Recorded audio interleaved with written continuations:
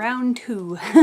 So I have another book nibbles for you guys. This is another YA book, also dealing with a teen girl and her struggles with her mom, but in a different way. This one has to do with a girl who is, I think, in the same age range as the one I just posted, 14 to 15, somewhere in there. But this girl, Sophie, she is living with a mother, a single mom, I believe, and I forget what happened to the dad, but he's not really in the story from what I remember. But her mom is mentally ill, deals with a lot of heavy depression, is on medication for it that she is a little bit on and off about taking, so Sophie is kind of the parent in the situation. She makes sure her mom eats, she makes sure her mom takes her medication.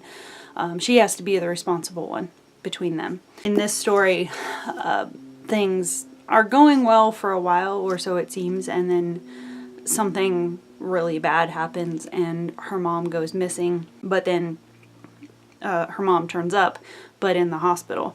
And I think she's taken to the psych ward unit of the hospital. And Sophie is sent to live with I forget who it is, family member. It's been a few months since I've read this one, but I think she's sent to live with a family member, and she does visits with her mom, and throughout the course of the story has to work out a bunch of stuff with her mom, as far as emotions and, you know, the frustration of feeling like she doesn't get to be a child because her mom is dealing with all this and she has to be the parent for her mom.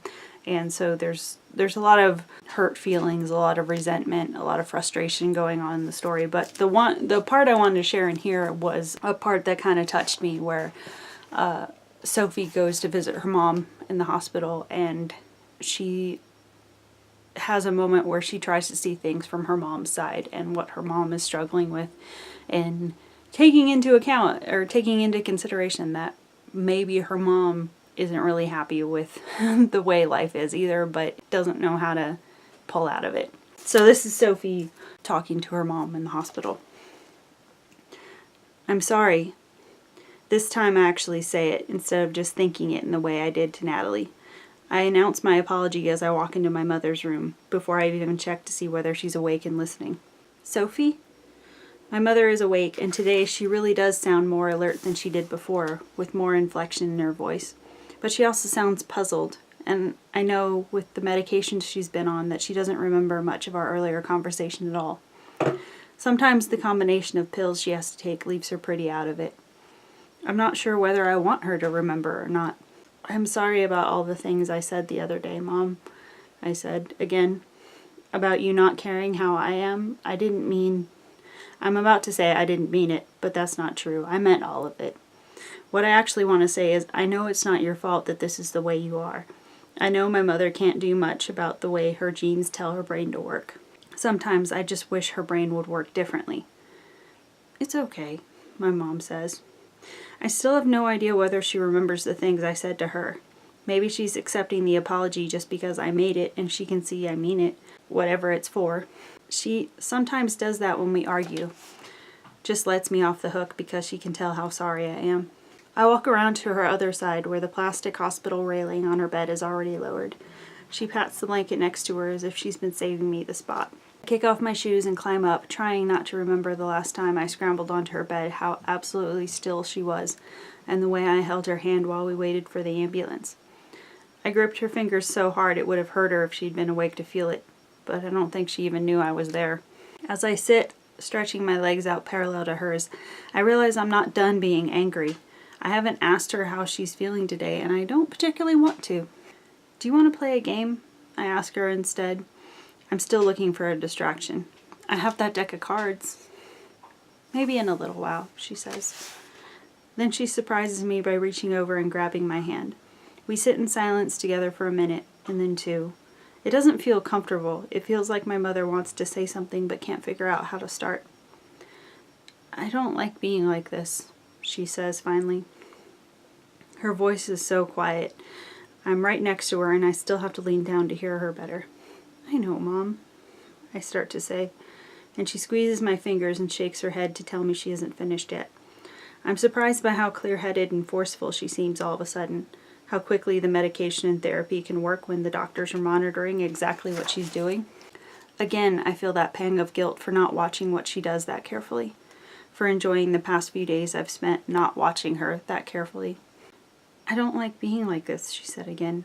Except that, Sophie, sometimes I do like it. I like feeling as if I can do absolutely anything, and I know my work is better when I'm not on all these pills.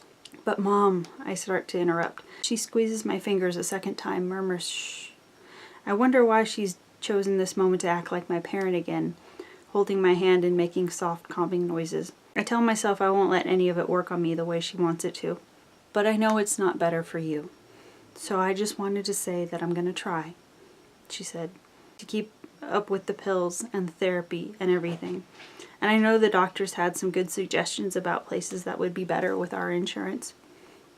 He did, I managed. He wrote it all down for me. The piece of paper with the name and address and phone number I still haven't looked at is in the pocket of my other pair of jeans on the floor of the guest room. I'm going to try. My mother's words echoed through my head, bouncing and shifting, and suddenly they're all mixed up with the words she'd said before. I'm not going to take my pills, Sophie, but just in case I forget sometimes, I want you to remind me. You can do that, right? I can do that, I told her when I was 11. I took it seriously, the job of reminding her to take her medicine every morning before I left for school. She took the pills nearly every day for 5 years, and then one week she stopped. Now, on the bed, I squeeze her hand back and look at her. She's completely convinced that she'll remember the pills forever this time, that she'll force herself to take them every day, even if they make her hands shake too much for her to sketch or her head feel too fuzzy for her to paint, even if she misses a few nights' sleep, suddenly feeling happier and more capable than she can ever remember being before, and starts to wonder why she's taking pills if she's absolutely fine. I don't believe her. But I also know, looking at her, that she's certain she's telling the truth. And that version of my mother, not the impossible afternoon snack at the kitchen table mom, but the trying to stay on solid ground mom, the mom who drives me to the beach and runs with me through the waves, is the only one I hope to get back. Even if that means I have to give up some other things.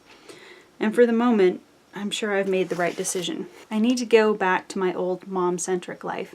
The one where I go straight home after school every day, do my homework, make dinner, and spend my free time on the worn cushion in the corner of my mom's studio, keeping her company while she paints and pretends to have a secret life as an orchestra conductor. While she takes medication, goes to therapy, and tries to keep her moods in check so that my life will be as stable as possible. I lean towards my mother, move some hair away from her face, and kiss her cheek. I'll see you soon, Mom, I say. I'll probably be back tomorrow. Want me to bring you anything? She shakes her head. I slide off the bed without messing up the blankets, and when my feet touch the ground, I let go of her hand. Bye, Sophie, she says. She blows a kiss, loud and exaggerated, into the air. I hold up my hand and catch it. And I'm not even sure why, but I tug the yellow curtain closed and leave her room, and I actually feel a little bit better. Another round of book nibbles. Again, kind of intense. I'll try to make the next one a little bit lighter. But thanks for watching this far, and we'll see you in the next video. Bye, guys. It's coming over me. You're lost for a while. Your bold, crooked smile.